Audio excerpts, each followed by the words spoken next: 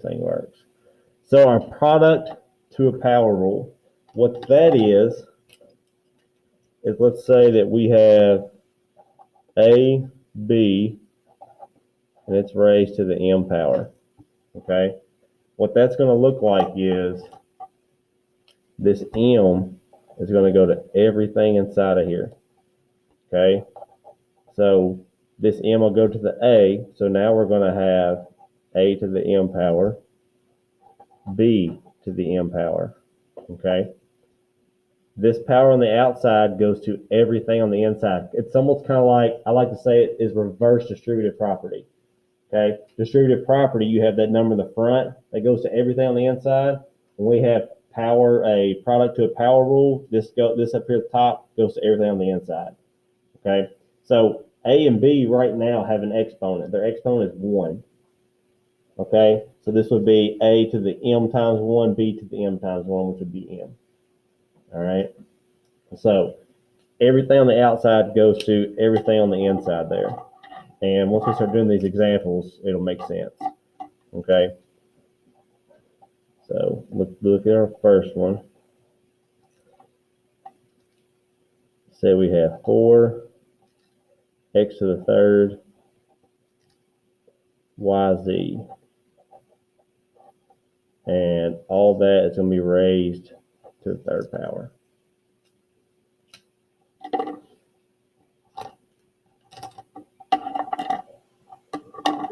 So what's going to happen here, all right, is my 3 is going to go to everything on the inside.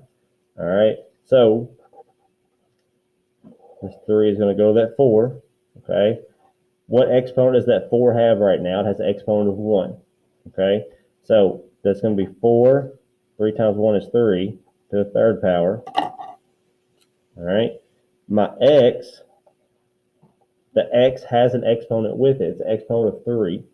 So this will be x to the 3 times 3. Okay, our rule there was our product, our power to a power rule, which we multiply them. So that's x to the 3 times 3. The 3 will go to our y, which y has a power of 1. So 1 times 3, we just have y to the third. And then our last is z. Okay, so we have z to the third. All right, so basically everything on the outside is multiplied by the exponent of everything on the inside. So once we simplify that, because this isn't my answer, because I have, with my x, I have 3 times 3. So once I simplify that, my final answer is going to be 4 to the third, x to the ninth, y to the third, z to the third.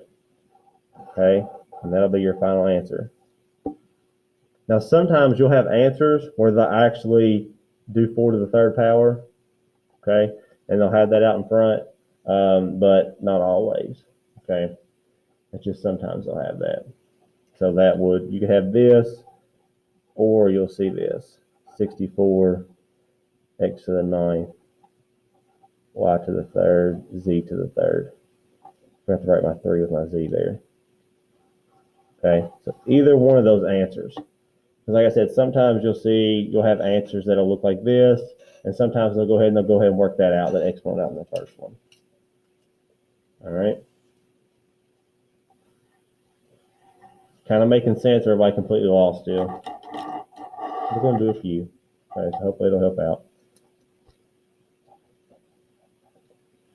All right, let's look at another one. They have 7 xy. Y is going to be raised to the negative 2 power. And then the whole thing will be raised to the negative 2 power.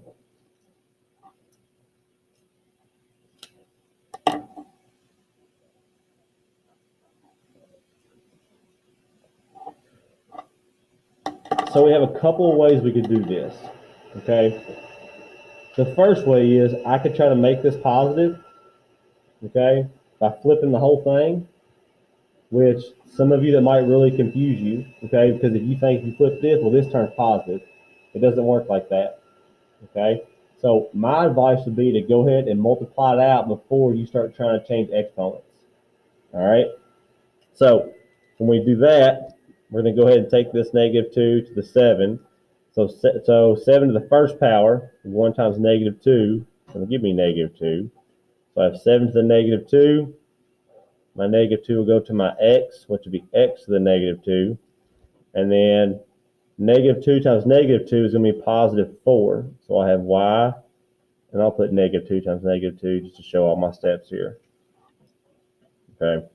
So once I simplify that out, I'm going to get 7 to the negative 2, x to the negative 2, y to the positive 4.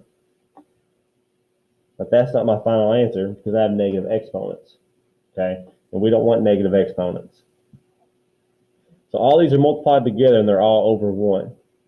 All right. The easiest way to do this is don't complicate it. Okay. How do I change a negative exponent to a positive exponent? What do we do with it?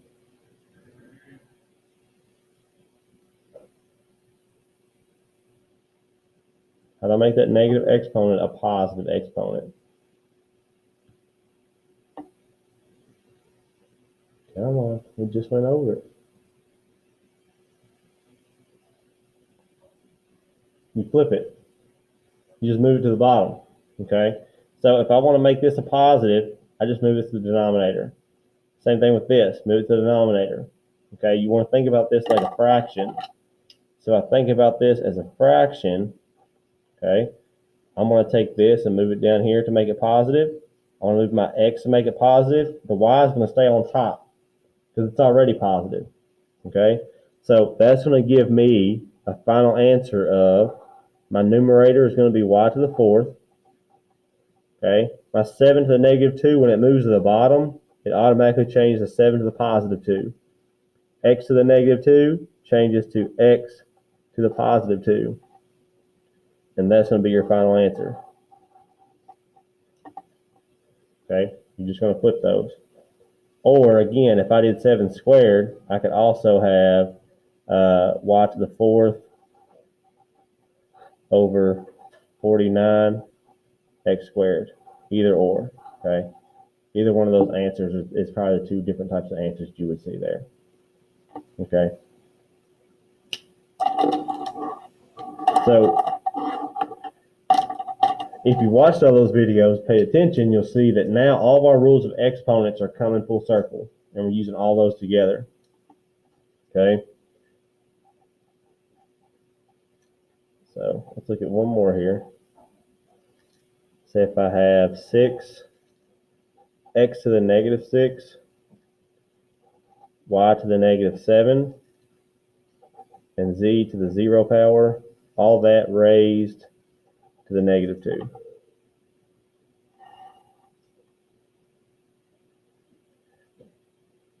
So our product to a power rule, again, tells me everything on the outside goes to everything on the inside, just like you would distributed property.